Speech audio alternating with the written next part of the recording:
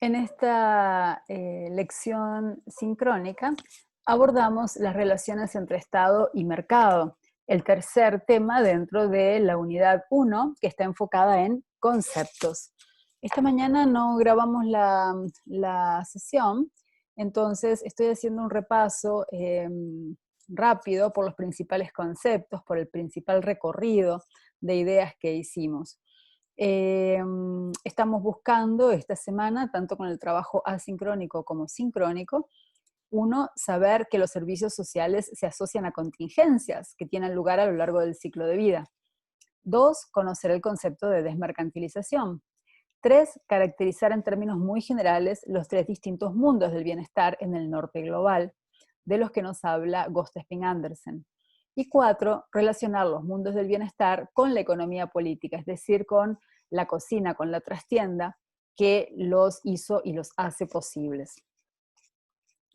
Para eso, en esta sesión sincrónica, lo que hemos hecho es pedirle a distintos grupos que aborden distintas piezas del rompecabezas y me ayudaran de esa manera a hacer el hilo conceptual general.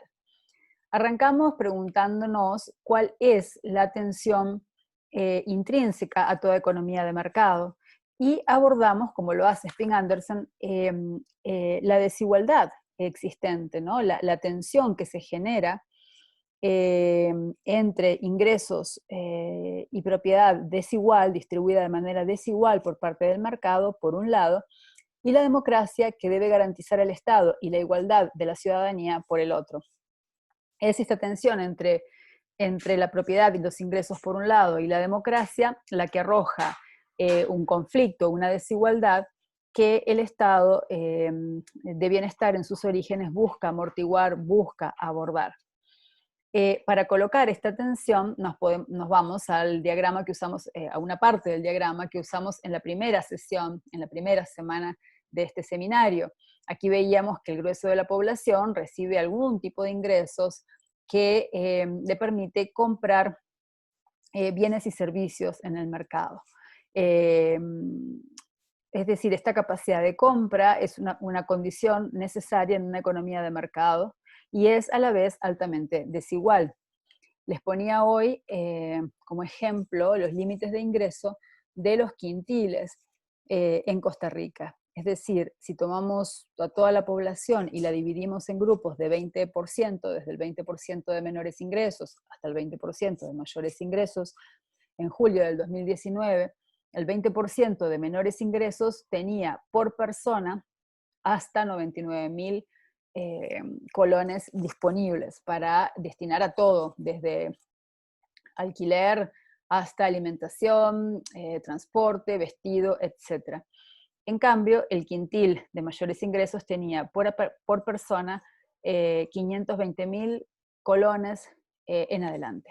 Es decir, su capacidad de compra era extremadamente desigual y por lo tanto su capacidad de que el mercado atienda los distintos bienes y servicios que se necesitan para enfrentar cotidianamente eh, la vida. Dicho esto, entonces, el segundo grupo nos ayudó a pensar por qué es que Spin Andersen argumenta que el gasto no es suficiente como indicador para conocer qué hace el Estado por el bienestar de las personas. Y básicamente lo que Spin Andersen argumenta es que a un mismo nivel de gasto puede haber distintos usos de ese gasto. Claro que estamos de acuerdo en que sin cacao no hay chocolate y que en este caso el cacao es el dinero, los ingresos y que todo el quehacer estatal requiere de gasto, de ingresos y de gasto. Pero lo que Spin Andersen está planteando es que a un mismo nivel de gasto puede haber distintos usos, distintos programas que se financian, distinta elegibilidad, distinta calidad de las prestaciones. Y que por eso, lejos de ver solamente el gasto como una variable que es además ordinal, debemos mirar las constelaciones en las que se organiza el Estado, es decir, lo que la semana pasada hablábamos y denominábamos arquitecturas. Está Spin Andersen en la tradición de Richard Titmuss, que hizo en 1958 una distinción fundacional entre estados residuales y estados institucionales. Es decir, entre estados que intervienen solo cuando fracasa el mercado, cuando las personas fracasan en resolver sus necesidades a través del mercado, y estados institucionales que buscan llegar a la población en general de manera generalizada. Uno y otro tipos de Estado van a buscar abordar distinto las contingencias asociadas al estar vivos y al estar vivas. Lo que Spin Andersen plantea es que un estado de bienestar es finalmente un arreglo institucional que protege a las personas frente a distintas contingencias. Y esas contingencias van cambiando a lo largo del ciclo de vida, desde el nacimiento, desde el parto, hasta el envejecimiento, la invalidez, la muerte. Entonces, lo que se busca entender a la hora de caracterizar mundos del bienestar es la organización de las protecciones para hacer frente a estas contingencias. El grupo 3, el grupo 4 y el grupo 5 nos ayudaron a entender qué es lo esencial de cada uno de los tres mundos del bienestar que se fueron consolidando a lo largo del siglo XX. Y para eso los grupos encontraron infografías, imágenes visualmente muy potentes, que nos permitieron distinguir y de alguna manera caricaturizar estos tres mundos del bienestar en el norte global. En el primer caso, estamos frente al mundo liberal, que establece una segmentación muy potente entre pobres y no pobres, entre el pago y el no pago de las prestaciones sociales. En este caso, el Estado interviene de manera residual, cuando las personas fracasan a través del mercado para atender sus contingencias. En el otro extremo, el mundo de bienestar social democrático busca llegar a todas las personas con la mayor cantidad de prestaciones posible. Y entonces es el mercado el que es residual, no es el Estado el que es residual al mercado. Entre medio tenemos el mundo de bienestar corporativo, que tiene en común con el socialdemócrata, que busca incluir a los sectores medios en las prestaciones sociales públicas o colectivas, y tiene en común con el liberal el hecho de que es altamente segmentado, solamente que su segmentación no es entre Estado y mercado, sino que es al interior del Estado.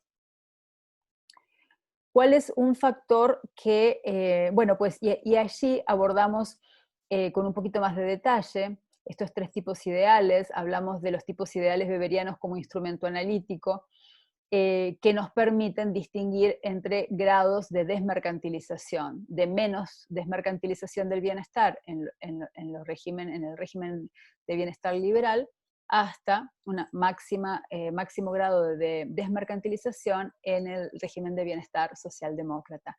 Dijimos que los tipos ideales son categorías analíticas que nos permiten, a partir de unas dimensiones dadas, analizar los casos empíricos. O sea, el tipo ideal es un instrumento, es un lente, es una lupa, y lo que nos permite es aprehender las características de casos empíricos. En este caso podemos definir como dimensiones, bueno, cuál es la manera principal de asignar recursos para hacer frente a las contingencias asociadas al ciclo de vida. Es el mercado, son las familias, es colectivo. ¿De qué se trata? ¿A cuánto se tiene acceso? ¿Es una protección básica? ¿Es variable? ¿Es muy comprensiva? Y entre quiénes se dan esas protecciones, entre quienes tienen necesidad, entre quienes están vinculados a la sociedad a través de un cierto tipo de ocupación o en la ciudadanía en general. Una distinción importante que hicimos fue que tanto en el mundo del bienestar liberal como socialdemócrata, es a los individuos que se alcanza, mientras que en el corporativo es a la familia a través del individuo titular del derecho, que es la persona ocupada, históricamente los hombres como proveedores de su familia.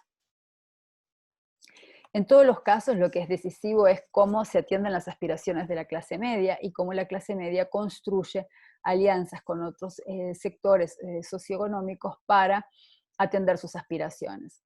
Entonces, aquí en el punto 4 abordamos cuál es el factor decisivo, ¿no?, para que un país termine creando uno u otro mundo del bienestar. Y de acuerdo a Spin Anderson, el factor decisivo es, en efecto, el papel y las coaliciones generadas por la clase media.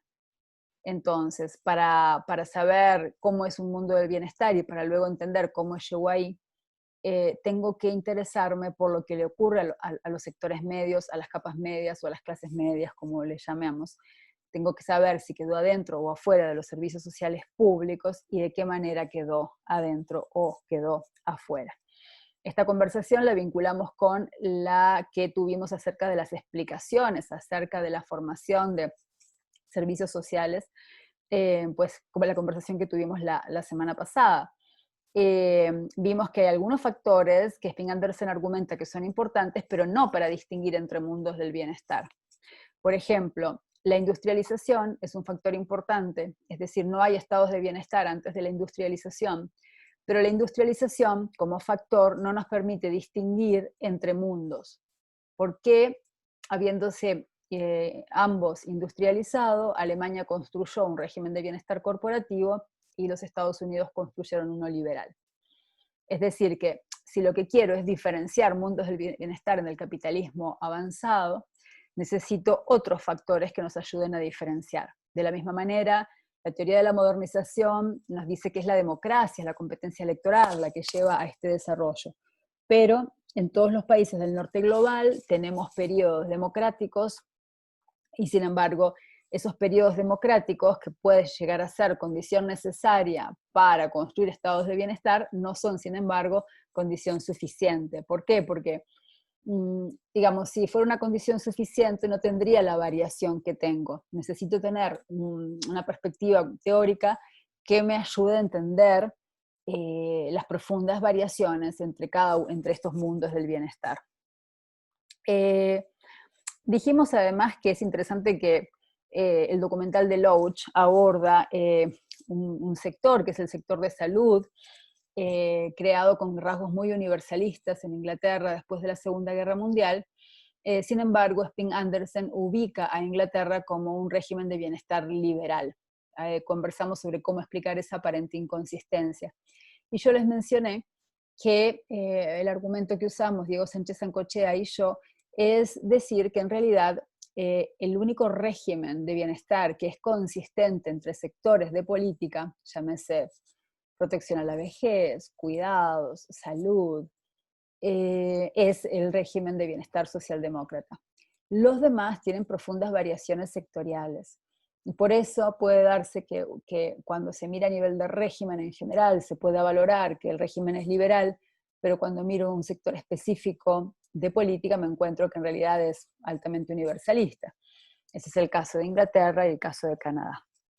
Este es uno de las discusiones que se plantean entre niveles de análisis, cuándo mirar el régimen, cuándo mirar los sectores más concretamente, más desagregadamente, qué me aporta una mirada, qué me aporta la otra, qué me pierdo y qué gano con cada una de esas unidades de análisis. Pero bueno, en resumen, es muy importante ver qué pasa con las clases medias para saber qué mundo del bienestar se ha construido.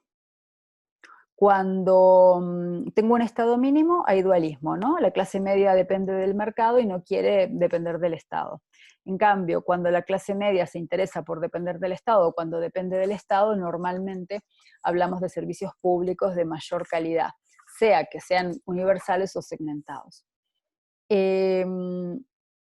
Bueno, luego, para terminar, hicimos algunas clarificaciones conceptuales que habían quedado pendientes, concretamente esta distinción entre servicios y seguros, ¿no?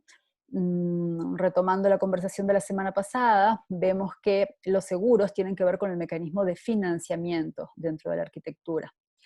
En cambio, los servicios tienen que ver con los beneficios o las prestaciones a las que se tiene acceso. Entonces, uno es el mecanismo de financiamiento y otro alude al qué es lo que se está financiando. Por eso el concepto de arquitectura nos ayuda a ubicarnos respecto a qué componentes específicos del qué accede a quién, cuándo y cómo nos estamos refiriendo. Clarificamos además de este punto otras dudas que se plantearon en la sesión y terminamos retomando la canción que habíamos oído al principio, les decía casi un himno en Chile, del grupo Los Prisioneros, es que se hizo muy famoso a fines de los 80, pero esta canción, El baile de los que sobran, ha sido casi un himno, o un himno directamente, de las movilizaciones más recientes, de octubre del año pasado, también antes de las movilizaciones educativas, y es una queja, ¿no?, sobre la promesa de la movilidad social ascendente a través de la educación. Es una queja de que, bueno, pues de que mis amigos se quedaron igual que tú, porque este año se les acabaron los juegos, los 12 juegos, primero, segundo, tercer, cuarto, quinto grado, toda la primaria y la secundaria, y están ahora pateando piedras, es decir, la educación no les facilitó la movilidad social ascendente, el bienestar que se les prometía. A mis amigos, dice la canción, a otros sí. ¿A qué otros? Bueno, a los hijos de papá, a los que ya tienen un montón de contactos, a los que van a colegios privados, a los que se benefician de la desigualdad existente en nuestra sociedad, digamos, es el entre líneas, ¿no? Me parecía una canción interesante de compartir porque las movilizaciones de octubre del 2019 en Chile fueron manifestaciones eh, lideradas por gente muy diversa, con demandas muy heterogéneas, pero hubo un común denominador que tenía que ver con el cansancio de vivir con el miedo de si se va a llegar a fin de mes, el cansancio de vivir con el miedo de si se va a poder pagar la salud privada, la educación privada, el alquiler, el carro, la alimentación, todo, ¿no? Esta extrema dependencia del mercado que generan los regímenes de bienestar liberales, como podríamos catalogar a Chile, genera un malestar y muchísima incertidumbre. Les animo a volver sobre esa canción y a volver en general sobre este tema, que nos invita a pensar estas relaciones entre Estado y mercado, no en términos binarios, sino en términos de mundos del bienestar que definen de distintas maneras grados y tipos de desmercantilización del bienestar, grados y tipos en los que una parte del bienestar se retira del mercado para asegurarse de manera colectiva, de manera pública, de manera compartida entre toda la población.